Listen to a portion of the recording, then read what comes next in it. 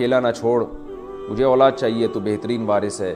اور سورہ مریم میں جو اللہ نے ذکر کیا، اذ نادى ربه نداء خفيا قال رب انی وهن العظم منی واشتعل الرأس شیبا ولم اکن بدعائک ربی شقیا، کہ اللہ میری ہڈیاں بوسیدہ ہو گئیں، بال سفید ہو گئے، لیکن میں تجھ سے ابھی بھی امیدیں لگا کے بیٹھا ہوں۔ تو اللہ نے آپ کو بڑھاپے میں اولاد دی، تو عبادت کر کے دعا مانگنے میں قبولیت کا امکان زیادہ ہوتا ہے۔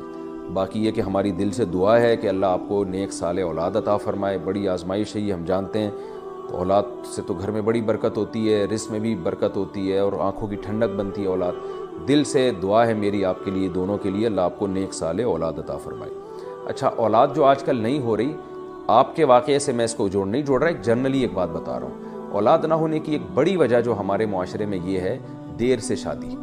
لڑکیوں کی جو عمر ہے نا، وہ جب تھوڑی سی عمر زیادہ ہوتی ہے تو ان میں حمل ٹھہرنے کے چانسز کم ہو جاتے ہیں۔ تو دیر سے شادیوں کا جو ہمارے معاشرے میں ایک رجحان ہے نا، کہ پڑھ لیں، پہلے یہ کر لیں، پھر یہ کر لیں، پھر یہ کر لیں، تو جب شادی ہوتی ہے تو وہ پھر جو ہے نا حمل ٹھہرنے کے چانسز کم ہو جاتے ہیں۔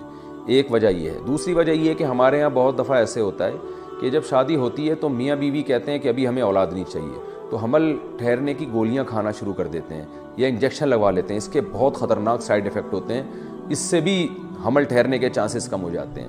بعض دفعہ یہ ہوتا ہے کہ میاں بیوی کے ایک بچہ ہو جاتا ہے، وہ اس میں اتنا لمبا وقفہ کر لیتے ہیں دوسرے بچے میں، وہ سمجھتے ہیں کہ اولاد ہمارے اختیار میں، ہم جب چاہیں گے 3-4 سال کے بعد دوبارہ پیدا ہوگا، لیکن وہ 3-4 سال کے وقفے کی وجہ سے عورت کو نقصان ہوتا ہے اور وہ حمل پھر دوبارا ٹھہرتا ہی نہیں ہے۔ ایسے کئی کیسز آئے ہیں۔ تو اس لیے، اور یہ بھی ایک بات بتاؤں جو ایک کینسر کے بہت بڑے اسپیشلسٹ نے بتائی مجھے، یعنی میں نے ان سے براہ راست سنی ہے، کہ جو دیر سے لڑکیوں کی شادیاں ہو رہی ہیں، یہ بریسٹ کینسر کا بھی ذریعہ ہے۔ آج کل خواتین میں جو بریسٹ کینسر کی بیماری بہت خطرناک پھیل چکی ہے، اس کی ایک وجہ یہ بھی ہے کہ دیر سے شادی۔ وجہ اس کی ہے کہ جو بریسٹ ہے وہ میچور ہو چکا ہوتا ہے، اور اس میں پھر جو مائیں یعنی اس میں جب دودھ آتا ہے تو اس کی جو سیل کی جو ٹوٹ پھوٹ ہوتی ہے، اس کی وجہ سے ڈسٹربنس پیدا ہو جاتی ہے اور وہ کینسر کی طرف لے جاتی ہے۔ تو اس لیے میں بار بار کہتا ہوں، فطرت سے مت لڑو بھائی، خدا سے لڑائی مت کرو، فطرت سے مت لڑو، اللہ سے مت لڑو، اسلام سے مت لڑو۔